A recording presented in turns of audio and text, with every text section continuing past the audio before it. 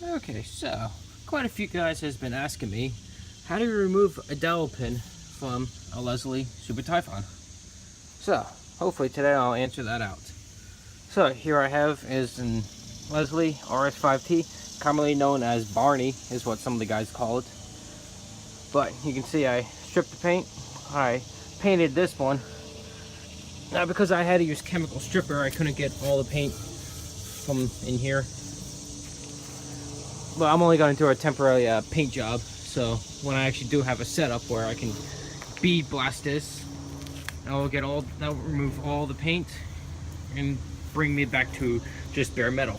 So anyway, to remove a dowel pin, these things, let you know that these things are a pain in the ass to take out. Just give me a heads up on that. So what you gotta do is get yourself an oil penetrant or a penetrant. Here's just a few that some of you guys probably have heard of or know. We got PB Blaster. Here's one that I found, CRC. Here's probably one of the best ones that you can get. And everyone knows WD-40. This is probably like the last. If you don't know any other, you can get WD-40. It works okay. But here's a PB Blaster as well, right there. Or what you can do is make your own lubricant by doing 50-50 mix in this, and that is currently what is in here. Now with this, I recommend getting acetone and getting full synthetic, so you get like the smallest molecule you can possibly get, so it can really fit into the cracks and crevices in there. So what you gotta do is, if you're going to use this, just got to pump it up a couple times. You can see right there is the fluid. Actually, what I want to do is mix it up a little bit first. I did that prematurely before I started this. What I got to do is just simply just put a little bit in there and put a couple drops right on top. Okay, so there you go. All I got to do is let that sit for a minute. Once it does, get my little makeshift tripod here, because I do need both hands for this. There, perfect. Would help.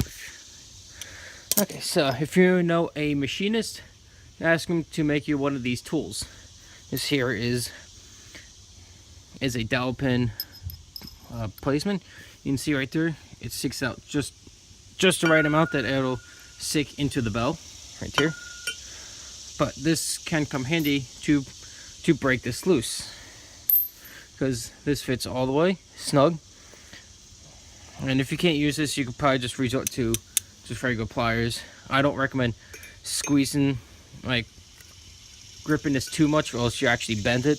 And this is, even though this is steel, it's very hard, but you can still bend it. So what you gotta do is, I'll use this first, and if not, I'll try and break it loose.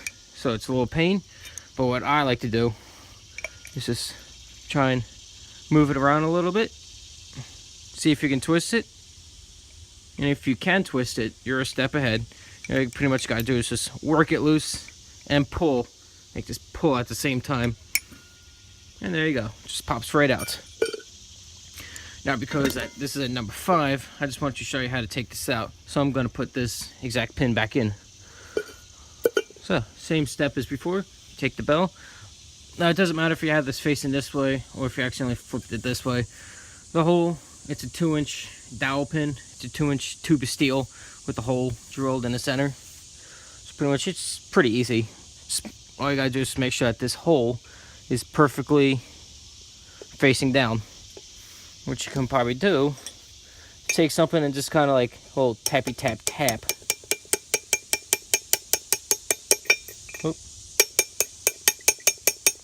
And when it stops, that's when you know when it's in all the way. I'll just confirm it just by using this tool. There, you can see it's in all the way. So that tells me it's seated properly. And this is good to go. So thanks Wade Burden for making me this. comes really handy, especially when it takes taking these on and off. So let's try and do one more bell. Now this was I originally had this set up as an RS5T full orifice, but now I already did my test with it and I'm switching it back to the variable orifice. So after I take this 4 off, take the power chamber, set it aside for now. What you got to do, you can see I had this set up as a full orifice, so there's a number 2 right in there. So let's mix this up a little bit more. Pour a little bit in, and put some right around here. Now, as it's doing its magic, we can hopefully help it out a little bit by just taking these.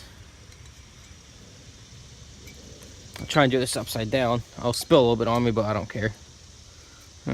If you can twist it, that's good. See, what you gotta do is like try and twist it, but don't grip too hard. Like don't like, you don't want to do that, else you'll screw it up. So then all you gotta do is just keep twisting it slowly. Now you do need patience with this, but you just keep twisting, twisting, twisting. Just pops right out.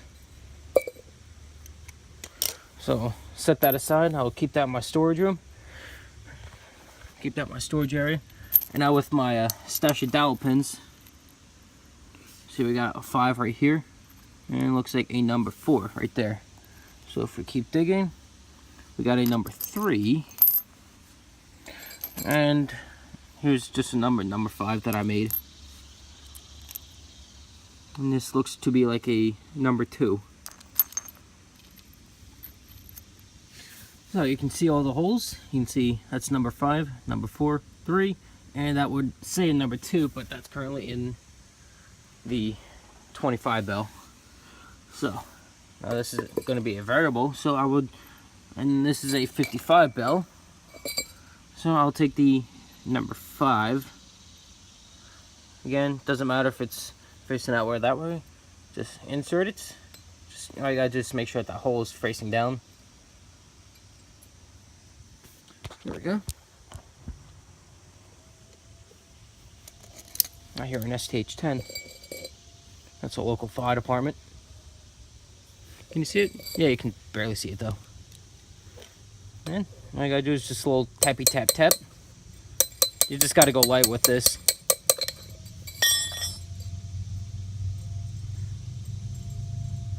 Yeah, this thing's a little pain. So here's, that didn't do a squat. So here's how I do it. Take this, put it in here. Actually, you know what? I'll put it in first so I can get the hole lined up. Once it is lined up, take this, make sure it's lined up, and just a little tappy tap tap.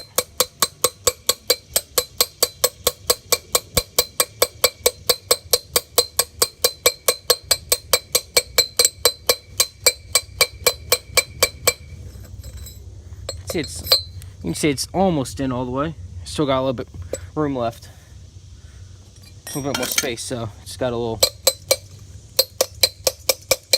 Ideally, you want to use a hammer, not a vice grip or pliers, but these are junk, so these are cheap China crap, so I don't care about this.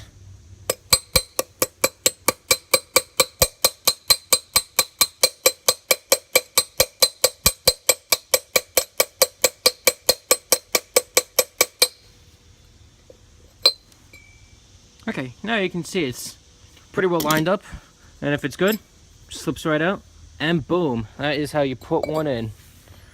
Now, if you don't have this, no worries, don't freak out. You can simply use this, but you just got to make sure that it's perfectly square. And if you did it right, this should just be able to slip in here, no problem.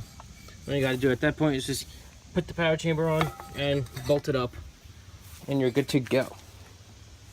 So that's how you take out a dowel pin and put a new one in. So thank you for watching, and I'll see you next time.